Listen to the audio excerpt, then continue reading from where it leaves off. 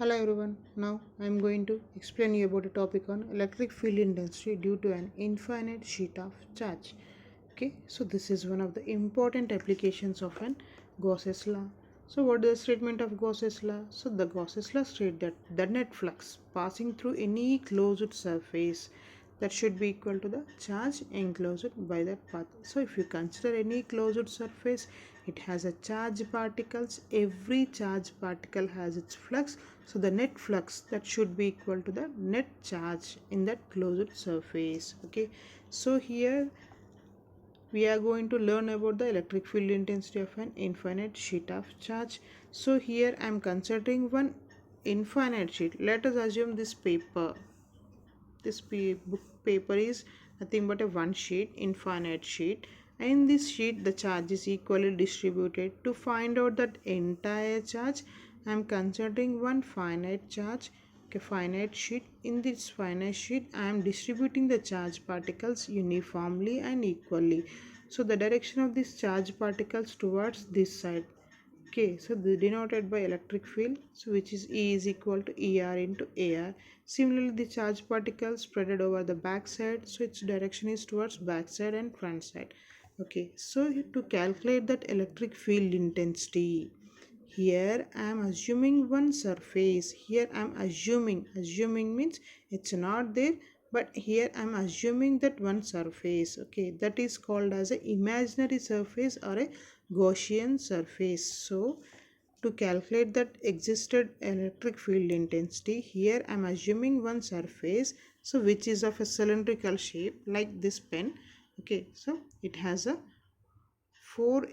two ends, front side and back side and top and bottom. So here that one end, here this is let us assume it is a one end. This one end has a closed one, okay, and second end has a closed one, third top and bottom. So this closed surface area or its direction is parallel to this electric field intensity.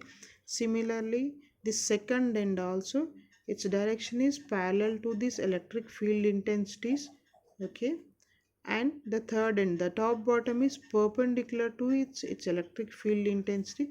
Bottom is also perpendicular to its electric field intensity. So here we can calculate the only one flux, either top or bottom. Okay, so here we have to calculate the what is the electric field intensity of that Gaussian surface. So it has a, so Gaussian surface we are taking a first end, second end, either top and bottom. Okay, so Gaussian surface has three ends, first end. So this first end, let us assume it is a first end. Okay, this first end, its direction is parallel to this electric field intensity, because electric field intensity is towards this side, its direction is towards this side. So means it is going to make an angle of 0 degrees. Similarly, whenever you are coming to the second end, the direction of the electric field intensity is toward this side, the surface is its direction is toward this side, means these are going to be make 0 degrees, nothing but these two are in parallel. Similarly, when you consider the top side or bottom side, so here the direction of these charge particles is towards this side and its top direction is towards top. Okay, means whenever you consider this direction of this electric field and its top surface, it is going to make an angle of 90 degrees. Okay, so from these three directions you have to calculate the net flux. Okay, so to find out the total flux, with this flux we are taking the net flux psi is equal to surface integral of d dot ds of first surface, second surface, third surface. Nothing but first end, second end, third end. So the first end we are taking, we are calculating it as a psi 1, second end is psi 2, third end is psi 3. So here I am calculating the flux one, which is psi 1. So this is the finite sheet and this is the first end. Okay, so here the direction of the electric field intensity is towards this side. We know where E is equal to what? Electric field intensity E is equal to ER into AR toward this side. Okay, and which is going to make an angle of 0 degrees, because this is towards this side, electric field intensity toward this, these two are in parallel, so it is going to make an angle of 0 degrees. Therefore the net flux psi 1 is equal to surface integral of d dot ds. We know d is what? Epsilon naught into E value. Substitute that epsilon naught value E, and E is nothing but ER into AR value. So here epsilon naught into surface integral of ER into AR value, and we know the surface integral whenever you consider the cylindrical surface, this ds is nothing but ds dot an dot cos theta. Okay, so here this an is nothing but AR value. This is normal to the surface. Okay, so therefore epsilon naught into AR into, because here we are integrating this with respect to the surface, the epsilon, the electric field intensity will become is a constant. So epsilon naught into ER into AR dot AR into cos theta, and we here we have to substitute the theta value as 0, as we know cos 0 is 1. Okay, so therefore we are getting here surface integral of AR dot AR, and we know the dot product of two live vectors is 1. So therefore here we are getting a one constant value, and its integration is S. Okay, so here S is nothing but surface sheet area. Okay, okay, so this is the flux, first flux of a sheet of the front end side, this is epsilon naught into ER into S. Similarly, whenever you consider the flux 2, this flux 2 is whenever you consider a sheet and the back side and the Gaussian surfaces back side, electric field intensity is towards this side, this second end is towards this side, means these two are going to make an angle of 0 degrees.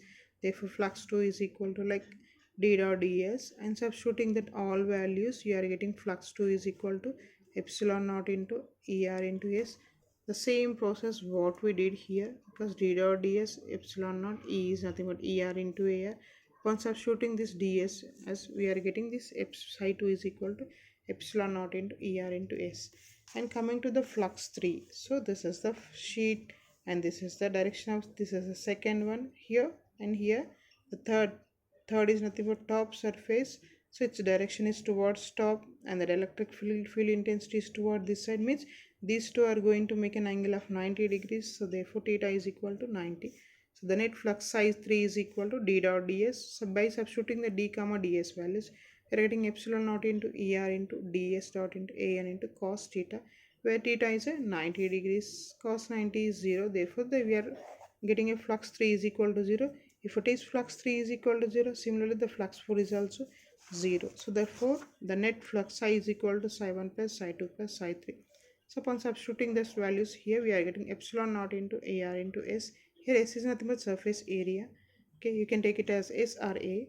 So therefore the net flux psi is equal to 2 into epsilon naught into AR into S value. Okay, and this net flux is nothing but the entire charge. So the entire charge is nothing but Q, which is equal to what here? Here we are taking the entire charge is Q, and Q is distributed in a sheet of charge, so it has a surface charge density with an area. Okay, or sheet area, or you can take it as S value. So therefore from here we are taking ER is equal to the net charge Q by 2 into epsilon naught into S. Okay, so upon substituting these psi values here, you are getting Q is equal to rho S into A. So E is equal to rho S into A by 2 into epsilon naught into S. So therefore it will become area the S into the S or A. So here I am taking S is equal to A value. So therefore we are getting E is equal to rho S by 2 epsilon naught into AN, which units are Newton per coulomb or volts per meter.